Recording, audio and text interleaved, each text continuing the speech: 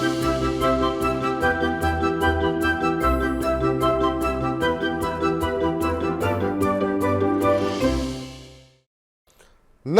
आभार, अभिनंदन, स्वागत आप सभी का। हेलो मनी 9, मेरा सवाल है मैं हूं विपुल सिंह। और शायद आज जैसे दिनों के लिए ही कहावत बनी हुई है कि 4 दिन की चांदनी फिर अंधेरी रात। लेकिन यहाँ तो 4 दिन की भी चांदनी नहीं रही, सिर्फ 2 दिन की चांदनी, और फिर से वही कहानी जो है दोहराई गई।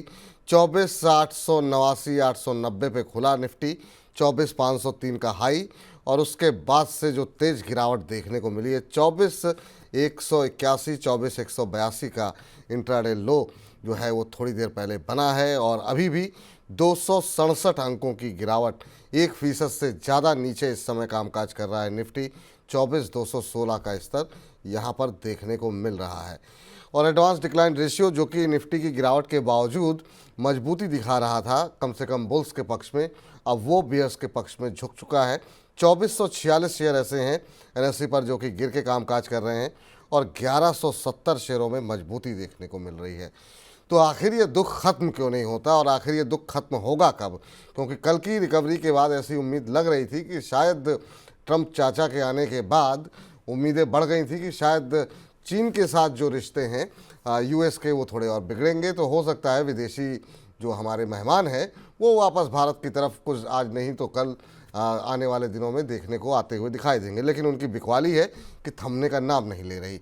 कल भी 4,000 करोड़ से ज़्यादा की बिकवाली विदेशी निवेशकों की तरफ से रही, और आज की गिरावट तो यही दर्शा रही है कि अभी भी उनकी बिकवाली जारी है। करें तो करें क्या, इस पर ज़रा बातचीत करेंगे। और अभी क्या रणनीति होनी चाहिए, क्या बीच बीच में थोड़ी थोड़ी खरीदारी करनी चाहिए या फिर अभी दूरी बना करके चलनी चाहिए, और जिन शेयरों में कल रिकवरी थी वहाँ पर क्या अभी थोड़ा और वेट करना चाहिए, थोड़ा और इंतज़ार करना चाहिए। इन्हीं तमाम सवालों के जवाब जानेंगे। साथ ही साथ खबरों वाले शेयर भी होंगे क्योंकि नतीजे लगातार आ रहे हैं। वाह क्या आईपीओ में आज एक और मैनेजमेंट, और आज से एक नया आईपीओ भी खुला हुआ है।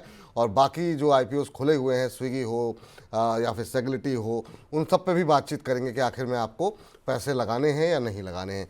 तो बने रहिए हमारे साथ। और आज के मेहमान से रूबरू कराते हैं। अंशुल जैन जी हमारे साथ आज जुड़ चुके हैं, हमारे खास मेहमान। अंशुल जी, क्या कहेंगे? कल की रिकवरी के बाद बहुत लोगों में, मुझे भी लग रहा था थोड़ा सा उत्साह जो है लौट सकता है, लेकिन एक दिन भी नहीं टिकी रैली तो। नमस्कार विपुल जी। नमस्कार आपके सभी दर्शकों को, धन्यवाद बुलाने के लिए। देखिए, मार्केट पे मैं यहाँ बहुत ज़्यादा बेरिश नहीं हूँ। मेरे हिसाब से मार्केट ने एटलीस्ट एक शॉर्ट टर्म लो लगा दिया है। 2 दिन की निफ्टी पे पुल बैक और 1 दिन की बैंक निफ्टी पे पुल बैक शॉर्ट लिव नहीं रहेगी। हालांकि सेकेंड डे ऑफ करेक्शन है बैंक निफ्टी पे, जिसने मेजर सपोर्ट होल्ड किया है। 51,400 51,700 की रेंज थी। मैं एक्सपेक्ट कर रहा था कि पुल बैक में अगर ये होल्ड होती है तो वापस से हम 52,600 और 53,200 ये 2 लेवल देखेंगे। तो आज सुबह से जब डिप आई थी, दोनों बार हमने अपने क्लाइंट्स को बाय रिकमेंड किया है। तो स्टैंडर्ड डिस्क्लेमर, हमारे क्लाइंट्स निफ्टी बैंक निफ्टी और निफ्टी के ईटीएफ में लॉन्ग है। हमें यहाँ से निफ्टी पे 24,800 आता हुआ दिख रहा है। 24,800 निकलता है तो फिर टारगेट रिवाइज करेंगे, बट फिलहाल के लिए 24,800 दिख रहा है निफ्टी पे। 24,800 दिख रहा है फिलहाल के लिए, तो यानी 24,500 का हाई है यहाँ। जो आज का इंट्राडे हाई है उससे करीब 300 पॉइंट की रैली, और जो करंट लेवल है उससे करीब करीब 500-600 पॉइंट की रैली जो है यहाँ से एक्सपेक्ट कर रहे हैं अंशुल जी। और ये होता है तो निश्चित रूप से एक तेज़ रिकवरी देखने को मिल सकती है। चलिए देखते हैं कि क्या बाज़ार बंद होने तक थोड़ी बहुत रिकवरी आती है आज के इस मौजूदा स्तरों से या नहीं आती है, उस पर हमारी निगाहें लगी रहेंगी। लेकिन सवाल जवाब का सिलसिला शुरू करते हैं। बहुत लोगों के बहुत सारे सवाल हैं, और शुरुआत करेंगे प्रदीप सिंह जी के प्रश्न के साथ। कह रहे हैं, सर आपका प्रोग्राम लास्ट फरवरी से रेगुलर देख रहा हूँ, कभी कोई प्रोग्राम मिस नहीं किया है, मेरा पोर्टफोलियो भी अच्छा है, लेकिन पार ड्रग पे कुछ डाउट है, प्लीज़ मुझे बताइए। बिल्कुल, पार ड्रग पे अभी चर्चा कर लेते हैं। अंशुल जी ने कुछ दिन पहले ही शायद इस पर रिकमेंडेशन भी दी थी। इनका एक और टिप्पणी आई है, कह रहे हैं कि सर हम अंशुल सर की हर बात मानकर चलते हैं और कभी भी कोई सवाल नहीं पूछते हैं। वाह भाई, कह रहे हैं लेकिन आज हॉलीडे है और घर पर जो है आपका प्रोग्राम लाइव देख सकते हैं, नहीं तो रोज़ इवनिंग में देखते हैं। चलिए अच्छी बात है सर, आप रोज़ शाम को कार्यक्रम देखते हैं और आज लाइव देख रहे हैं, बहुत अच्छी बात है। और अंशुल जी आपकी सारी बात मानते हैं और कभी भी कोई बात जो है आपकी जो है नज़रअंदाज नहीं करते हैं। पार ड्रग को लेकर के इनके मन में आशंका इन्होंने हमें बताई नहीं है क्या है, लेकिन अभी क्या करना चाहिए? आपकी रिकमेंडेशन भी यहाँ पर थी, अभी जो है 299 के आसपास चल रहा है। मुझे नहीं पता इनकी खरीद का भाव क्या है, 4.25% के आसपास की बढ़त है।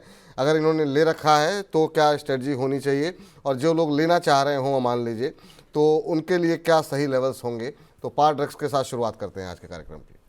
देखिए, पार्ट ड्रग को 311 रुपये निकालना मैंडेटरी है। 311 रुपये निकलने के बाद स्टॉक में बढ़िया तेजी डेवलप होगी। अरे 1 सवा साल के लिए छोड़ते हैं तो 550 के ऊपर के टारगेट मिलेंगे, लेकिन एक्सट्रीम शॉर्ट टर्म ट्रेडिंग कर रहे हैं तो 311 के ब्रेकआउट के बाद इसमें फ्रेश बाइंग बनती है। ऊपर में 370 375 शॉर्ट टर्म टारगेट आएंगे, फिलहाल ले ही चुके हैं, जो कि 311 के सस्टेन करने पे लेना चाहिए। बट अगर प्रीएम्प्टिव ले चुके हैं तो 270 रुपए का क्लोजिंग बेसिस स्टॉप लॉस जरूर लगा लीजिए। चलिए, जो नहीं लिए हैं उनके लिए सलाह ये है 311 का लेवल टूटे उसके बाद खरीदारी करें। जो ले चुके हैं उनके लिए 270 का एक स्टॉप लॉस दिया गया है, उसको फॉलो करके आपको चलना चाहिए। चलिए, प्रवीण कुमार जी कह रहे हैं सर गुड मॉर्निंग, मेरे पास अभी 2 लाख रुपए हैं इन्वेस्टमेंट के पॉइंट ऑफ व्यू से, 1 साल तक का टाइम है, कौन सा शेयर खरीदना सही होगा, 1-2 शेयर रिकमेंड करके दीजिए सेक्टर वाइज। उस पर सर अभी जरा क्लोजिंग बेसिस पे जब हम बातचीत करेंगे चुन चुन के में, तो अंशुल जी से कहेंगे 1-2 शेयर कुछ ऐसे बताएं जो कि पोर्टफोलियो का हिस्सा 1-1.5 साल के लिए जिसमें रखने के लिए ज़्यादा सुरक्षित होगा। तो कार्यक्रम के आखिर तक बने रहिए। लेकिन क्या ये सही समय है सर, अगर 1-2 लाख रुपए कुछ लगाने हो, मतलब जिनका व्यू जो है 1 साल 2 साल का हो, तो ये सही समय है या थोड़ा सा और वेट करना चाहिए? देखिए, मैं मान के चल रहा हूँ कि आप रिटेल इन्वेस्टर हैं, वैलेटिलिटी बहुत ज्यादा आप झेल नहीं पाएंगे। तो मैं कहूंगा 1-1.5 साल के लिए आप मिड कैप स्मॉल कैप को थोड़ा सा अवॉइड कीजिए, क्योंकि वहां पे ट्रेडिंग बेट्स बहुत अच्छी बनेंगी, लेकिन वो भी सही समय पे। तो आपको लार्ज कैप की तरफ जाना चाहिए। मेटल काउंटर में अच्छी तेजी दिख रही है, आईटी में अच्छी तेजी दिख रही है, बैंकिंग में तेजी दिख रही है। तो आप एचडीएफसी बैंक और नेशनल एल्यूमिनियम, ये 2 स्टॉक्स में अगर 50-50 हजार रुपये लगा के छोड़ देते हैं तो जी 1-1.5 साल में आपको 25-30% का रिटर्न आराम से मिल जाएगा। ठीक है सर। तो ये राय जो है उन तमाम दर्शकों के लिए जो अभी निवेश करना चाह रहे हैं। चलिए जरा अगले दर्शक के पास चलते हैं। दीपक अग्रहरी जी हैं और कह रहे हैं कि सर शेयर मार्केट से अब बिलीव हट गया है, इतनी जल्दी भरोसा कैसे हटा लेते हैं आप लोग? अगर बैंक में एफडी कराई होती तो क्या 2-3 क्वार्टर के हिसाब से या एक क्वार्टर भी नहीं हुआ, अभी तो 2 महीने की गिरावट रही है, तो उससे आपका भरोसा इतनी जल्दी नहीं डगमगाना चाहिए। बाज़ार में अपने रिस्क होते हैं, उस रिस्क को समझते हुए ही उन पैसों को लगाना चाहिए जिन पर आप जो है वो पैसे जिन पर आप ये खतरा मोल ले सकते हैं। और अगर आप निवेशक हैं तो बिल्कुल भी नहीं, अच्छे शेयरों में पैसे लगाने चाहिए। कह रहे हैं पीएसयू बैंक्स में क्या करें, और ख़ासतौर से स्पेसिफिक सवाल इनका आईआरएफसी को लेकर के है, तो बैंक पे आगे चर्चा कर लेंगे। थोड़ी सी रेलवे में बात कर लेते हैं कि ये जो आईआरएफ रेलवे का क्या वक्त पूरा हो गया सर, बुरा वक्त ख़त्म हुआ है या अभी और पेन बाकी है? आईआरएफसी के बारे में जानना चाह रहे हैं। उसके साथ साथ अगर हम पूरे रेलवे पैक पे थोड़ी सी एक कवरेज करना चाहें तो एक एक सेक्टर को पकड़ करके, क्योंकि कुछ एक सेक्टर ऐसे हैं जिन पर कि कभी काफ़ी ज़्यादा पोजीशन है। आज आरबीएनएल में काफ़ी शानदार मूव है, इस गिरावट में भी 3.25% ऊपर है। क्या करना चाहिए सर रेलवे पे? पहले आईआरएफसी से शुरू करते हैं। देखिए, रेलवे में छोटे छोटे पुल बैक्स थे और गिरावट थोड़ी सी तेज थी। अभी तक एक भी बड़ा या डीपर पुल बैक नहीं आया था, तो करंट सिनेरियो में थोड़ा सा डीपर पुल बैक बन रहा है। आरबीएनएल में देखें तो थोड़ा सा पुल बैक 500 रुपए तक एक्सटेंड कर सकता है, नहीं यहाँ से 17-18 रुपए। और आईआरएफसी में बहुत ज्यादा स्ट्रेंथ नहीं है ना, पुल बैक दिख रहा है। मेजर रेजिस्टेंस इसका पुल बैक में 158 पे आना था, वहीं पे आके अटका है। तो रेलवे एज अ सेक्टर मेरे को बहुत अच्छा नहीं लग रहा है। मार्केट में जैसी थोड़ी सी गिरावट आएगी, मतलब अभी तो रैली आती हुई दिख रही है, रैली के बाद जैसे करेक्शन आएगा तो ये स्टॉक्स नए लो बनाते हुए दिखेंगे। तो 116 और 90 ये 2 टारगेट मुझे आईआरएफसी पे दिख रहे हैं। आरबीएनएल में 500 तक पुल बैक के बाद 311 रुपए तक की डाउनसाइड दिख रही है। तो रेलवे से इस पुल बैक में अगर आप निकल जाते हैं तो next leg of down move में आपका पैसा बच जाएगा। चलिए, तो पुल बैक में निकलने की ही सलाह यहाँ पर आरबीएनएल में भी है और आईआरएफसी के अंदर भी यहाँ पर जो मौका मिल रहा है उसमें निकलने की कोशिश की सलाह दी जा रही है। सिद्दीकी साहब हमारे साथ एक दर्शक जुड़े हुए हैं, उनसे बातचीत करते हैं। सिद्दीकी साहब नमस्कार, अस्सलाम वालेकुम। सलाम सर, नमस्कार सर, विपुल सर। नमस्कार सर। सिद्दीकी साहब कहाँ से बोल रहे हैं? सर मैं बिहार के रोहतास जिले से बोल रहा हूँ सर। बिहार के रोहतास से बोल रहे हैं, चलिए बहुत अच्छी बात है सर। और आज तो बिहार के अंदर महापर्व छठ मनाया जा रहा है, तो सभी बिहार बहुत के जो जोर हमारे शोर से सर। जी सभी दर्शकों को, जो लोग बिहार में हैं और जो लोग बिहार से हैं और देश के अलग अलग हिस्सों में हैं, जो लोग भी छठ की पूजा कर रहे हैं, उन सभी को बहुत बहुत शुभकामनाएं छठ पर्व की। और बताइए सर, जी कैसा माहौल चल रहा है बिहार के अंदर छठ का? बहुत अच्छा है सर, इधर तो बहुत धूमधाम से मनाया जाता है छठ का त्योहार। बिल्कुल बिल्कुल। क्या प्रश्न है सर, कहाँ दुविधा में हैं आप? सर मेरा कैंपस एक्टिव ईयर पे सवाल है सर अंशुल सर से। मैं अंशुल सर का बहुत बड़ा फैन हूँ सर। अच्छा अच्छा, चलिए मुझे बहुत बहुत आज खुशी हो रही है कि अंशुल सर आए और मेरा कॉल लग गया सर, बात हो रही है सर। नहीं नहीं, अंशुल जी के हम भी बहुत बड़े फैन हैं और मतलब बड़ा निवेदन करना पड़ता है बहुत सारे इनको जी, बड़ा निवेदन करना पड़ता है इनको आमंत्रित करने के लिए। तो हम भी चाहते हैं जितना बिल्कुल ज़्यादा सर। समय इनके साथ बीत पाए, जो है काफ़ी कुछ सीखने को मिलता है। तो कैंपस में किस भाव पे शेयर लिए हुए हैं आपने, कितने शेयर हैं? मैंने सर 222 रुपए के भाव से 250 शेयर लिए हैं सर। अंशुल सर के रिकमेंडेशन पे लिया था मैंने। अच्छा और अच्छा, सर ने बोला था दोबारा सवाल पूछ लीजिएगा, तो मुझे क्या करना चाहिए सर से पूछ लेते हैं। बिल्कुल बिल्कुल पूछते हैं सर। 222 पे लिया है और 316 का भाव है, यानी करीब करीब 100 रुपये पर शेयर का मुनाफा आपको हो रहा है। तो ये दर्शाता है कि अंशुल सर के आप फ़ैन हैं, तो सही निर्णय लिया है आपने, सही जगह फ़ैन फॉलोइंग आपकी चल रही है, अच्छा मुनाफा आपको मिल रहा है। बिल्कुल सर। जी 4.25% ऊपर है। अंशुल जी, क्या सलाह रहेगी इनके लिए, सिद्दीकी साहब के लिए? सिद्दीकी साहब को करीब करीब जो है वो 100 रुपये के आसपास का प्रॉफिट हो रहा है अभी, 2-4 रुपये नीचे। आपकी सलाह क्या रहेगी अभी? क्या इनको कि मुनाफा बुक करना चाहिए या थोड़ा और इंतज़ार करना चाहिए? कैंपस एक्टिववेयर के ऊपर इनका प्रश्न है। और देखिए कैंपस एक्टिववेयर में क्वार्टरली वीवैप पे और ईयरली वीवैप पे टेस्ट करके अब स्टॉक वापस चलना स्टार्ट किया है। 322 रुपये एक रेजिस्टेंस है। मोस्ट लाइकली क्लियर कर लेगा, लेकिन थोड़ा समय लेगा, 1-2 हफ्ते। 1-2 हफ्ते में 322 जैसे क्लियर कर लेता है, स्टॉक में नई तेजी डेवलप होगी। टारगेट रहेगा 430 440 के करीब का। तो स्टॉक को होल्ड करके चलना चाहिए और फ्रेश बाइंग अगर करना है तो 322 के ऊपर सस्टेन करने दीजिए, तब फ्रेश बाइंग कीजिएगा। ऊपर 440 तक के टारगेट आराम से मिलेंगे। पर 440 तक के लेवल आसानी से मिलेंगे, और जो आपको बाकी लेवल जो बताए गए हैं उनका अवश्य आप ध्यान रखिए। वैसे तो आप खुद ही सारे लेवल्स का ध्यान रखते हैं, जो अंशुल जी बताते हैं, तो ये बहुत अच्छी बात है। चलिए अगले दर्शक हमारे जो हैं उनसे उनका प्रश्न लेते हैं। आतिफ रशीद साहब हैं। आतिफ रशीद साहब एनएचपीसी पे प्रश्न पूछना चाह रहे हैं। हालांकि इन्होंने भाव और संख्या शेयरों की नहीं बताई है, लेकिन कहना है कि एनएचपीसी के बारे में बताइए क्या करना चाहिए। एनएचपीसी एक और ऐसा शेयर जिसने कि काफ़ी लंबे समय से लोगों को परेशान किया हुआ है, और अच्छी बात यह है कि सर अब 80 के ऊपर कल भी हमने देखा और आज भी 80 के ऊपर सस्टेन कर रहा है, रुक रहा है। क्या ये रुकेगा 80 के ऊपर? बड़ा सवाल ये है, या फिर दोबारा जो है ये आपको जो आपने जो पहले लेवल बताए थे कि ये शायद 70 के नीचे भी जा सकता है, तो क्या ये जो रिकवरी है ये थोड़ा भरोसा जता रही है कि दोबारा अपने जो इनके प्रीवियस हाई हैं 100 के आसपास या 100 के ऊपर 110 के आसपास ये जा सकता है? आपकी टिप्पणी क्या होगी एनएचपीसी को लेकर के? देखिए एनएचपीसी में हमारा पहला टारगेट 90-63 था, दूसरा टारगेट 76 था। 76 से बाउंस बैक कर रहा है। अब क्वार्टरली वीवैप 45 डिग्री इंक्लाइंड है, तो ये मेजर रेजिस्टेंस का काम कर रहा है पिछले 6 दिन से 84-50 की रेंज में। अगर निकलता है, जिसकी उम्मीद कम है, तो 90 रुपये 60 पैसे तक जा सकता है। बट अगर यहाँ से रिजेक्शन बनता है या नहीं भी बनता है, 90-60 से रिजेक्शन बनता है, तो अगला टारगेट वापस से 76 का लो और उसके टूटने पे 65 रुपये 30 पैसे आते हुए दिख रहा है। तो हम कंप्लीटली नेगेटिव हैं पुराने विनर्स पे। अभी डिस्ट्रेस सेलिंग इनमें हुई नहीं है, जो प्रोबेबली फैगेंड पे आती हुई दिखेगी। तो अभी बहुत पेन बचा हुआ है इन टर्म्स ऑफ प्राइस, और टाइम वाइज तो लगभग 2-3 साल अब लग जाएंगे इनको कंसोलिडेट करने में। तो इस पुल बैक पे यहीं पे निकल जाना आपके लिए ज्यादा बेटर है, अगर आपके पास है तो, क्योंकि 76 आगे चल के टूटेगा और 65 तक ये नीचे आएगा। 65 तक नीचे आ सकता है, 76 फिर से टूटेगा। तो जहां मौका मिले एग्जिट की सलाह यहां पर रहेगी। लेकिन अगर पावर की ही बात करें तो पावर में कुछ शेयर ऐसे हैं जो आपको अच्छे लग रहे हो। पिछली बार शायद आपने टाटा पावर का नाम लिया था, तो थोड़ी सी उस पर बातचीत कर लीजिए। इरिडा जैसे शेयरों में आप क्या करें, क्योंकि यहाँ पर भी 200 के इर्द गिर्द काफ़ी समय से घूम रहा है, 205 206, फिर 200 के नीचे भी गया था। वहाँ पर क्या स्ट्रेटजी होनी चाहिए? और एक SJVN, उस पर आपकी सलाह क्या रहेगी?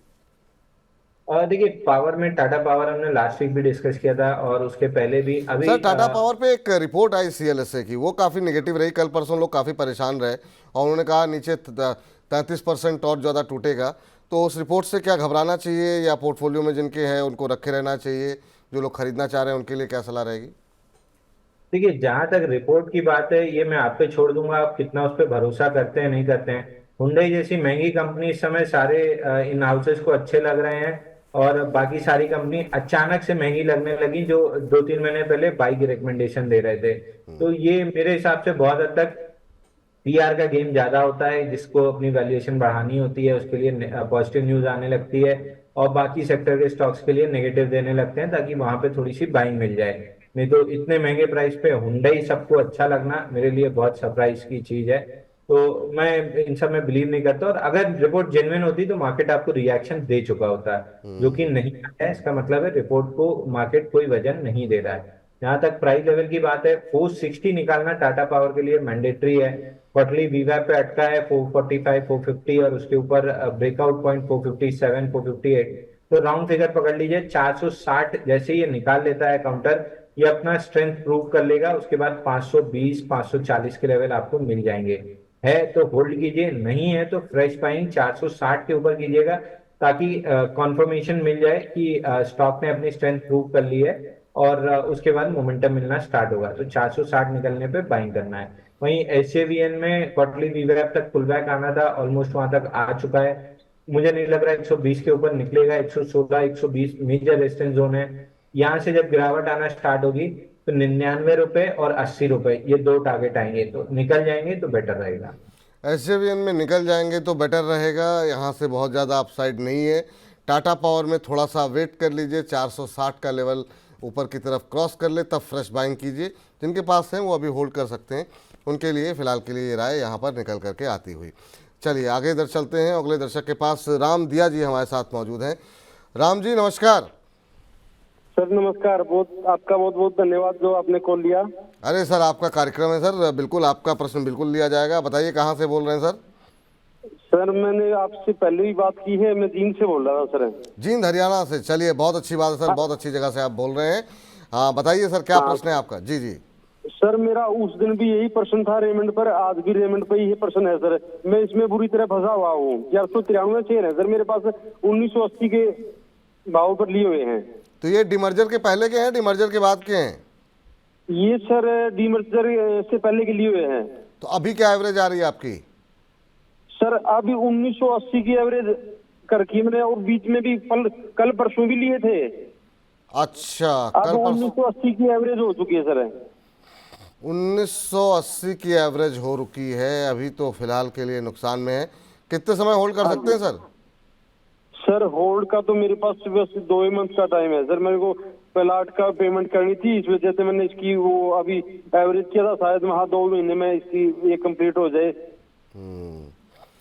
गंभीर विषय है सर, आपको 300 रुपये पर शेयर का नुकसान हो रहा है। आज 4.25% के आसपास की गिरावट है रेमंड पे। हाँ जी। क्या सलाह रहेगी सर?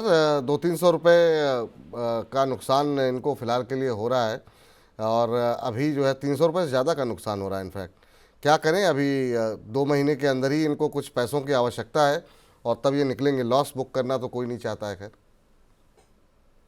देखिए, मंथली और वीकली चार्ट पे सपोर्ट जोन पे है, लेकिन डेली चार्ट में मोमेंटम मिसिंग है।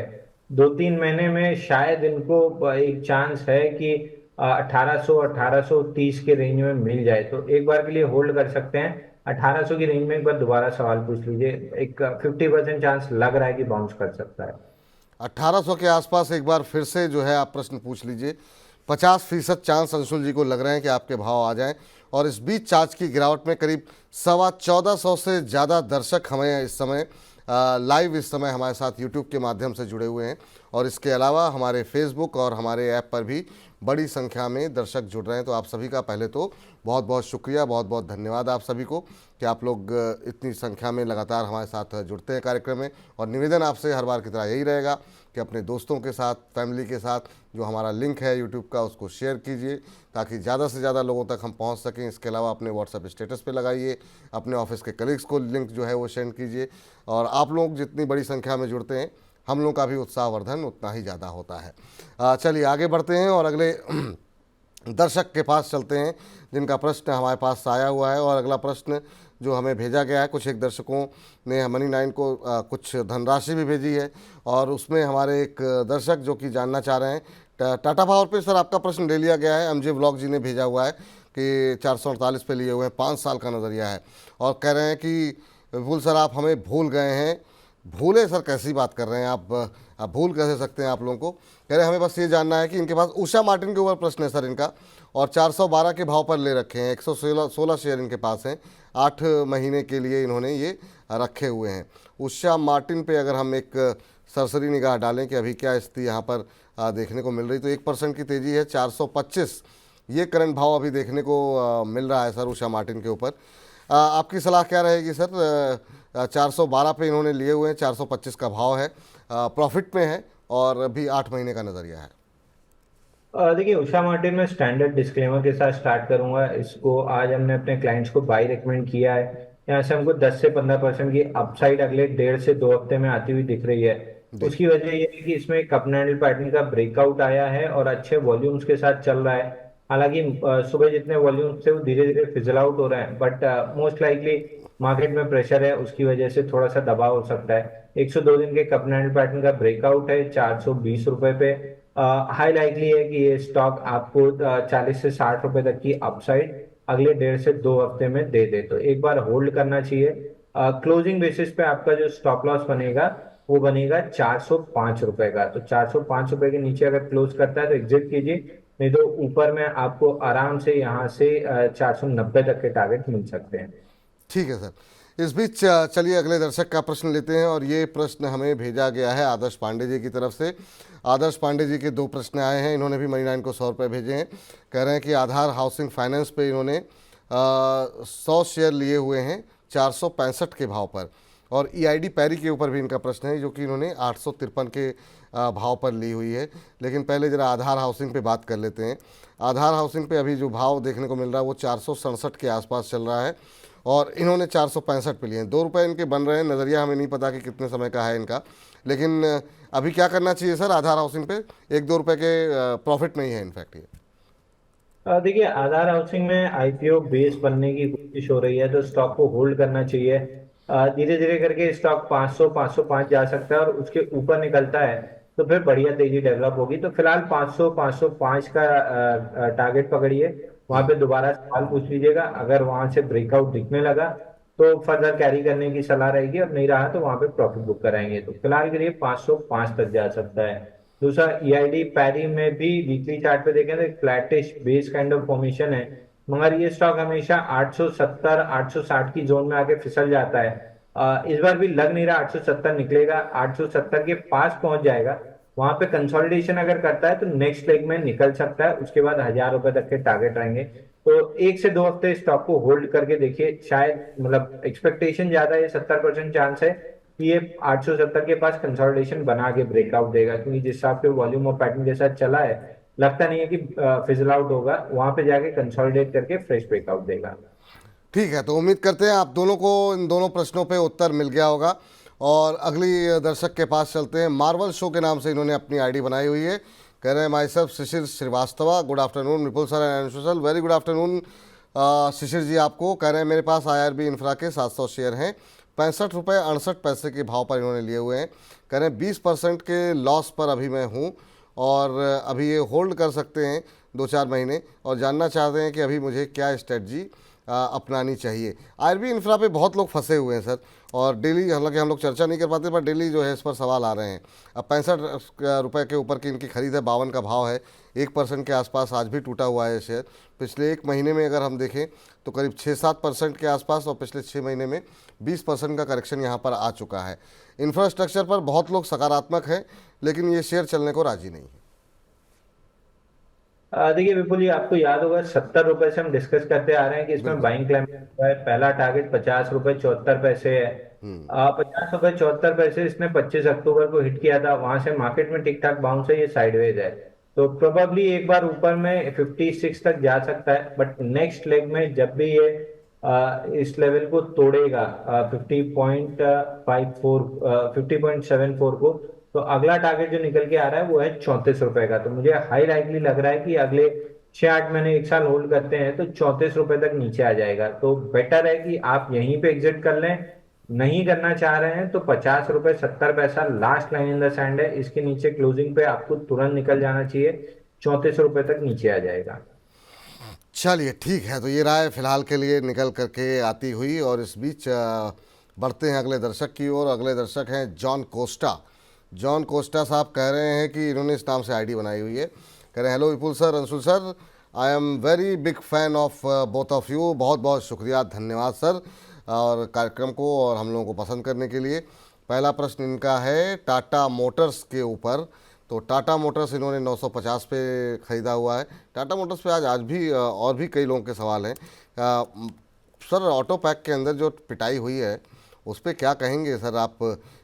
ख़ास तौर से जब से वो बजाज ऑटो के नतीजे आए, बीच में एक शायद दिन रैली रही, रिकवरी रही, अदरवाइज़ लगातार पिटाई है ऑटो की हो रही है।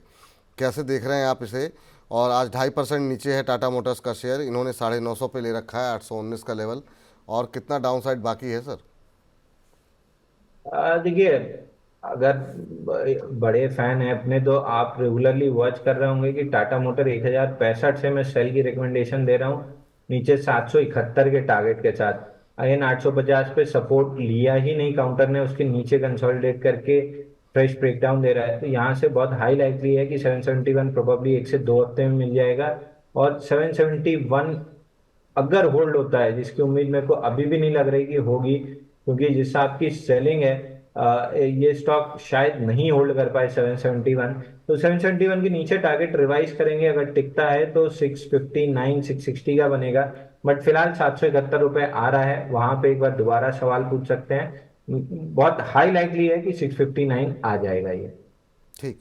इनका एक सवाल था सर, जो है बीएल को लेकर के। बीएल इन्होंने 306 पे लिए हुए हैं, जॉन कोस्टा साहब का। और टाटा मोटर्स पे तो बहुत सारे यादव जी हैं और बहुत लोग थे, तो उम्मीद करते हैं सबको उत्तर मिल गया होगा। लेकिन बीएल के साथ ये जो मझगांव में बीच में रिकवरी आई, उसको आप किस तरीके से पढ़ रहे हैं? बीच में भी एक रिकवरी आई थी, फिर इसका जो है हमने देखा कि उसके बाद से एक दबाव देखने को मिला। तो एचएल में कल अच्छी रिकवरी देखने को मिली थी, डिफेंस में कल अच्छी रैली रही, लेकिन आज भी 1.25% ऊपर, अब 4400 के ऊपर फिर से निकलता हुआ। तो बीएल के साथ साथ एचएल, मझगांव और बीडीएल, ये अगर 2-3 शेयर हो जाएं तो डिफेंस के पैक को भी हम कंप्लीट कर लेंगे सर। देखिए, बीएल में थोड़ा सा रिजल्ट के बाद बॉइंसी आई है, और 267 का जो सपोर्ट था वहां पे डबल बॉटम बना है। पहला जो अपसाइड में रेजिस्टेंस कह लीजिए या टारगेट कह लीजिए या जो भी कह लीजिए, 303 304 रुपए की रेंज थी, वहां तक हम आ चुके हैं। अब इसके ऊपर अगर फॉलो थ्रू मूव लेता है और 308 निकालता है तो स्टॉक में 340 तक की रैली बन जाएगी, और ये एक आउटलायर हो जाएगा डिफेंस पैक में, लेकिन जिसकी उम्मीद बहुत कम है। हाई लाइकली है कि 304 308 की रेंज में फिजल आउट होगा, नीचे वापस 267 और 229 के अपने टारगेट्स अचीव करेगा। तो जिनके पास पुरानी पोजीशन फंसी हुई है उनके लिए बहुत बेहतरीन मौका है एग्जिट करने का एट प्रीमियम प्राइजेस। यहाँ पे एग्जिट कर लेना चाहिए। 267 और 229 इसमें दिख रहा है। दूसरा, आपने एचएएल की बात की, यहाँ भी अगेन जब रैली आ रही थी और 13% स्टॉक चला था 17 अगस्त के आसपास जब हम शो कर रहे थे, तब भी मैंने कहा था यहाँ से निकल जाइए, नए लो बनेंगे। नए लो बना के फिर शैलो पुल बैक है, बट इवेंचुअली 3600 और 3400 रुपए इस स्टॉक पे आते हुए दिखेगा। तो अगेन रैली मिल रही है, आपको मौका मिल रहा है निकलने का, निकल जाना चाहिए। सेम विद बीडीएल, जब अक्टूबर के फर्स्ट सेकंड वीक में रैली आ रही थी तब भी हमने डिस्कस किया था कि नए लो बनेंगे। उस समय लो था 1074, नया लो बना है 1000 का। मोस्ट लाइकली ये पुल बैक क्वार्टरली वीवैप पे 4-6 दिन से रेजिस्टेंस ले रही है, फिजल आउट होते से 912 और 771 ये दो टारगेट इसमें आते हुए दिखेंगे। और फाइनली मैच स्टॉक में भी फ्लैटिश हो गया है, और यहाँ से अगर डाउन मूव आती है जो कि आनी भी चाहिए तो 3467 3468 पहला टारगेट रहेगा, और दूसरा टारगेट 2393 के आसपास आ रहा है। तो फिलहाल 3467 के आसपास आता हुआ दिख रहा है। तो इन सारे स्टॉक से करंट मार्केट प्राइस से एग्जिट कर लीजिए, या एक आध दो दिन मार्केट बाउंस करता है तो थोड़ा सा और आपको 1-2% मिल जाए, तो दोनों केस की सलाह रहेगी। चलिए, तो ये राय जो है पूरे डिफेंस रक्षा क्षेत्र को लेकर के हमने 2-3 शेयर 4 शेयरों पे, जो कि बहुत सारे सवाल थे, तो हमने कहा एक ही साथ जो है इस पर बातचीत कर लीजिए। राजीव जी से बातचीत कर लेते हैं। राजीव जी हैं रांची से। राजीव जी को नमस्कार। राजीव जी हैं? चलिए, लगता है कि संपर्क हमारा टूट गया। कोई बात नहीं राजीव जी, और राजीव जी का प्रश्न लेकर के आया जाए, क्योंकि राजीव जी के नाम जो हमारे जो प्रोड्यूसर हैं, उनका साहब पैनल प्रोड्यूसर हैं, उनका नाम भी राजीव है, तो उनके प्रश्न को नज़रअंदाज नहीं किया जा सकता है। तो कोचिन शिपयार्ड, चलिए डिफेंस का ही शेयर है जिस पर हम लोग बातचीत कर रहे थे, एक और कंपनी आ गई कोचिन शिपयार्ड के ऊपर। इनका प्रश्न है 1756 पे लेकर के फंसे हुए हैं। 20 शेयर इनके पास यहाँ पर रखे हुए हैं इन्होंने, और अभी जो भाव यहाँ पर देखने को, चलिए राजीव जुड़ भी चुके हैं हमारे साथ। राजीव जी नमस्कार। जी सर। कैसे हैं राजीव जी? ठीक है सर। क्या हुआ, कुछ नाराज लग रहे हैं आप? राजीव जी सुन पा आपकी रहे आवाज हैं? नहीं आ रही सर। अच्छा, आवाज नहीं आ रही है। मैं कह रहा हूँ कोई नाराजगी तो नहीं है? जी सर, आ रही है अब आवाज आ रही है सर। अब आ कोचिंग रही है। शिपयार्ड का जो 1756 के भाव पर लिया था, अच्छा, उसको अभी क्या करें? बाय ऑन डिप करें या अभी ये होल्ड करें? सर अंशुल जी तो डिफेंस से अभी दूर रहने की सलाह दे रहे हैं, लेकिन उनसे कोचिन शिपयार्ड के बारे में पूछ लेते हैं अलग से कि मतलब यहाँ पर भी ठीक वही है। रणनीति रहेगी कि नहीं। आपने लिया हुआ है 1756 पे, 1524 का भाव है, तो नुकसान आपको हो रहा है ठीक ठाक। एक तरफा जो है रैली डिफेंस में जब देखने को मिल रही थी तो लग नहीं रहा था कि बिल्कुल जो है वी शेप बनता हुआ यहाँ पर आता हुआ दिखाई देगा, कि जहाँ से चले थे उसी के इर्द गिर्द वापस लौट आए हैं। अंशुल जी क्या सलाह रहेगी? 1522 का लेवल है और इनकी खरीद जो है ऊपर की है, थोड़ा सा 1700 के ऊपर की। आपकी टिप्पणी क्या होगी कोचिन शिपयार्ड पे? देखिए, कोचिन शिपयार्ड पहला टारगेट 1628 था, उसके नीचे चल रहा है, तो अब पुल बैक में वही रेजिस्टेंस का काम करेगा। वहां पे आपको लॉस बुक कर लेना चाहिए, क्योंकि next leg of down move में 1160 रुपये आता हुआ दिख रहा है, और 1160 अगर नहीं होल्ड होता है तो फिर और डीपर करेक्शन जाएगा। फिलहाल के लिए 1160 का टारगेट पकड़ के चलिए। 1620 1630 मिलता है तो वहां पे पूरी तरीके से लॉस बुक करके एग्जिट कर लेना चाहिए। ठीक है, तो राजीव जी ये सलाह है आपके लिए। संतोष धावले जी हमारे साथ हैं। संतोष धावले साहब जेपी पावर पे जानना चाह रहे हैं। 16 रुपये 40 पैसे पे इन्होंने लिया हुआ है जेपी पावर का शेयर। 16 रुपये 40 पैसे पे लिया हुआ है, 18 रुपये 88 पैसे मिल रहे हैं। और क्या चाहिए सर? लोग नुकसान में हैं, आप कम से कम प्रॉफिट में हैं, निकलना चाहिए प्रॉफिट बुक कर करके। लेकिन पूछ लेते हैं एक बार कि क्या स्ट्रेटजी होनी चाहिए सर? आपकी सलाह क्या रहेगी? इनको ठीक ठाक 174 शेयर हैं और 16 रुपये 40 पैसे पे लिए हुए हैं। 18 रुपये से ऊपर का भाव अभी देखने को मिल रहा है, 1888। तो क्या करें, अभी वेट करना चाहिए सर या फिर एग्जिट कर लें? देखिए, आधी प्रॉफिट तो तुरंत बुक कर लेना चाहिए। बाकी आधे शेयर कहीं भी 19 रुपये 90 पैसे 20 रुपये मिलता है तो वहां पे बुक करके एग्जिट कर लेना चाहिए। स्टॉक कंप्लीटली साइडवेज है, जो कभी भी डाउन टर्निंग में बदल सकता है, तो आपको मौका मिल रहा है और प्रॉफिट में भी है। आधा एग्जिट कीजिए, आधा 1990 पे एग्जिट कर लीजिएगा और उसके बाद इस काउंटर को छोड़ दीजिएगा। बिल्कुल छोड़ दीजिएगा, ये सलाह महत्वपूर्ण है, इसका अवश्य ध्यान रखिए आप। मनीष गुप्ता जी हैं। गुप्ता जी कह रहे हैं हेलो विपुल सर। हेलो आपको भी मनीष जी। वारी रिन्यूएबल 1790 पे लिए हुए हैं 10 शेयर। 1790 पे लेकर के आप बैठे हुए हैं। वारी रिन्यूएबल पे बहुत लोगों ने पिछले कुछ दिनों में ट्रोल किया। रवि जी ने शायद इस पर कहा था कि 1800 पे आ जाएगा लेवल, और वो आया नहीं। शेयर जो है ऊपर जो है चला गया। उसके बाद से लोगों की काफ़ी वारी रिन्यूएबल, माफ़ कीजिएगा, वारी एनर्जीज़ पे लोग नाराज़गी जाहिर कर रहे थे। अभी तो खैर वारी रिन्यूएबल पे बात कर लेते हैं। 1719 1720 ये मौजूदा स्तर देखने को मिल रहा है। आज 0.25% के आसपास की गिरावट यहाँ पर है और इन्होंने ले रखा है सर। क्या सलाह रहेगी? 1790 पे नुकसान पे है, 10 शेयर हैं इनके पास। कह रहे हैं कि कृपया जो है हेल्प करें, तो आप इनकी सहायता करें सर, मनीष जी की। देखिए, आईपीओ का जो मूव आना था पूरे ग्रुप में, वो लगभग खत्म हो चुका है और उसके बाद से एकदम शैलो साइडवेज काइंड ऑफ चला गया है स्टॉक। ऊपर में एक बार आपका रेट जरूर मिल जाएगा आपको, लेकिन वहां पे एग्जिट कर लीजिएगा, क्योंकि वहां से स्टॉक में जब डाउन मूव आना स्टार्ट होगी तो जो पहला ही लेवल निकल के आ रहा है वो समवेयर अराउंड 1040 का निकल के आ रहा है। तो आई डोंट नो इतना आएगा कि नहीं आएगा, बट जैसा आपका चार्ट पैटर्न है, हाई लाइकली है कि 1040 स्टॉक आ सकता है। रेट मिलते ही से एग्जिट कर लीजिए और उसके बाद स्टॉक को छोड़ दीजिए। ठीक सर। इस बीच जो है अगली दर्शक विनीता जैन जी हैं। विनीता जैन जी ने 100 रुपये मनी नाइन को भेजे भी हैं। कह रही हैं कि hello sir, please Jammu Kashmir bank और चंबल फर्टिलाइज़र पर व्यू बताएं। तो जम्मू कश्मीर बैंक पर इनका प्रश्न है सर, और ये व्यू जानना चाह रही हैं। इसके अलावा हमारे एक और दर्शक हैं दीपक सिंह जी, और वो कह रहे हैं bank of Baroda, JNK bank और SBI का टारगेट बताइए। बैंकों को लेकर के सर कोई आपके व्यू में कुछ परिवर्तन आता हुआ दिखाई दे रहा है क्या? बैंकों पे कई बार आपसे चर्चा हो चुकी है और PSU पे आप उतने उत्साहजनक नहीं हैं। अभी के लिए विनीता जी के लिए क्या टिप्पणी रहेगी, और दीपक सिंह जी के लिए जो कि बैंक ऑफ बड़ौदा, JNK और SBI के बारे में जानना चाह रहे हैं? तो JNK से शुरू करते हैं सर।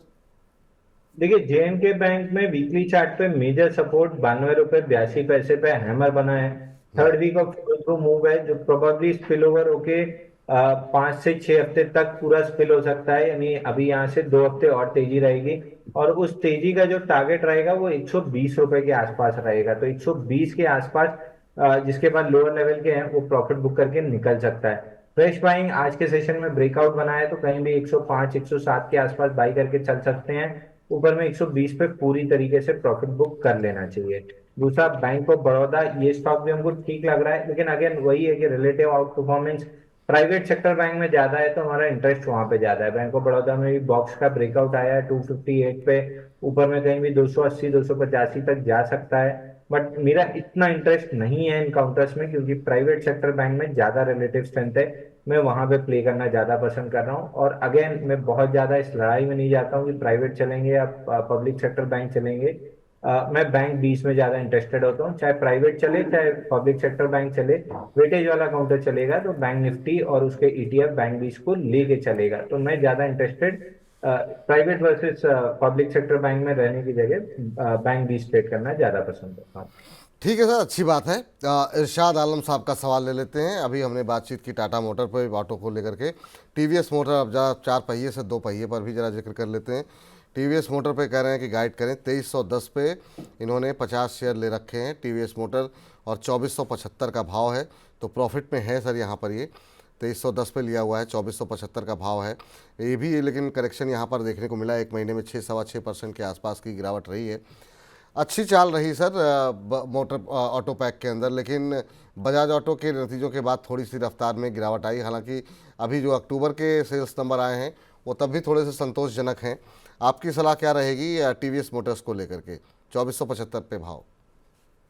देखिए टीवीएस मोटर पे एक सपोर्ट था 2550 का जो होल्ड होना चाहिए था, लेकिन हुआ नहीं है। वीकली चार्ट पे हम उसके नीचे आगे क्लोज किए हैं, तो जो लॉजिकल सपोर्ट निकल के आता है टीवीएस मोटर का इमीडिएट बेसिस पे, वो आता है 2301 रुपए का। तो 2301 रुपए तक ये नीचे आ सकता है। बट इस डाउन ट्रेंड में आपको एक अपॉर्चुनिटी मिलेगी इसको एक्यूमुलेट करके रखने की, क्योंकि जिस हिसाब से ईवी की डिमांड बढ़ रही है और ओला कंप्लीटली एक फेलियर साबित हो रहा है। टीवीएस की आई क्यूब एक व्हीकल है जो बहुत बेहतरीन परफॉर्म कर रही है टू व्हीलर ईवी स्पेस में। ये आगे चलते हुए टीवीएस के लिए एक बड़ी सेल्स जनरेट करके दे सकती है। तो उस स्टोरी को प्ले आउट होने में थोड़ा सा समय लगेगा।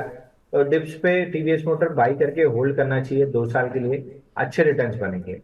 अच्छे रिटर्न बनेंगे। और इस बीच 1650 से ज़्यादा दर्शक इस समय लाइव मनी 9 के यूट्यूब चैनल पर हैं।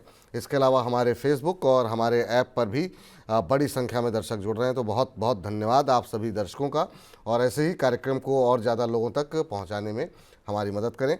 इस बीच चलते हैं अगले दर्शक के पास, और राहुल अग्रवाल जी हैं। कह रहे हैं Anshul sir plus Vipul sir is equal to Jai Veeru जोड़ी, लव फ्रॉम सिंगापुर। आपको भी सर बहुत बहुत धन्यवाद और बहुत ढेर सारा प्यार हमारी तरफ से। कह रहे हैं अंशुल सर ने भंसाली इंजीनियरिंग और एल&टी फाइनेंस के बड़े टारगेट दिए थे, क्या अभी की गिरावट में वो टारगेट आज भी वैलिड हैं? मैं लॉन्ग टर्म इन्वेस्टर हूँ। तो आपकी रिकमेंडेशन पे ही सवाल है। पटेल इंजीनियरिंग और एल&टी, अब माफ़ कीजिएगा, भंसाली इंजीनियरिंग और एल&टी फाइनेंस को लेकर के आपने जो टारगेट दिए थे वो अभी भी वैलिड हैं, या फिर उनमें कोई परिवर्तन आप कर रहे हैं? देखिए दोनों स्टॉक्स मंथली चार्ट पे ब्रेकआउट दिए थे। बंसाली इंजीनियरिंग बीईपीएल 77 महीने का बेस ब्रेकआउट था। 2 महीने के डाउनफॉल में भी ये ब्रेकआउट को केवल रीटेस्ट, बल्कि ढंग से ब्रेकआउट भी रीटेस्ट नहीं हुआ है। 116 रुपए पे ब्रेकआउट रीटेस्ट होगा, तो अभी तो पुल बैक ही कंप्लीट नहीं हुआ है। पुल बैक कंप्लीट होने के बाद अपमूव जब बनेगी स्टॉक में, तो आप मान के चलिए कि 77 महीने का बेस ब्रेकआउट है, तो शायद आपको कम से कम 18 से 24 महीने लग जाएंगे इसको पूरा अपना प्ले आउट होने में। लेकिन 400 450 के लेवल इस स्टॉक में आने की गुंजाइश काफी आई है। सितंबर क्वार्टर में रिजल्ट थोड़ा सा 19 आया है, बट सेल्स अगेन राइज ही रही है। और 5 क्वार्टर में एवरेज अगर सेल्स की राइज देखूं तो 15% है। तो इस हिसाब से रिजल्ट ठीक ठाक बिल्ड हो रहे हैं, पैटर्न ठीक ठाक बिल्ड हो रहा है। पुल बैक है जो प्रोबेबली नवंबर में और चलेगी। 116 के आसपास बहुत बेहतरीन रेट हो जाएगा एक्यूमुलेट करने की अगर आता है तो। और ऊपर में अगर 2 साल रखते हैं तो 400 450 के लेवल मिल जाएंगे। दूसरा काउंटर एल&टी फाइनेंस, इसमें भी सिमिलर चीज है। मंथली चार्ट पे बड़ा ब्रेकआउट आ रहा था, लेकिन जो लास्ट मंथ की कैंडल है वो थोड़ी सी खराब बनी है, तो हो सकता है इसमें टाइम ज्यादा लगे। तो आउट ऑफ द 2 बंसाली बहुत बेहतरीन लग रहा है, लेकिन एल&टी फाइनेंस में भी कोई दिक्कत नहीं है। कोर पोर्टफोलियो वाला पीएमएस वाला स्टॉक है, ब्रेकडाउन इतनी जल्दी इन स्टॉक्स में आता नहीं है। हो सकता है यहाँ पे वीक लॉन्ग शेकआउट हो जाए। नेक्स्ट जब रैली में 180 के ऊपर निकलेगा तो इसमें भी बड़े टारगेट्स ऑलमोस्ट 100-150% की अपसाइड मिलेगी। तो आउट ऑफ द टू बीईपीएल ज्यादा तेज चलेगा कंपेयर टू एलटी फाइनेंस, लेकिन चार्ट पैटर्न दोनों के अच्छे हैं। फिलहाल रिलेटिव स्ट्रेंथ बीईपीएल के पास है, तो फ्रेश बाइंग अगर करना है तो 116-120 की रेंज में बीईपीएल बाई करके रख लेना चाहिए।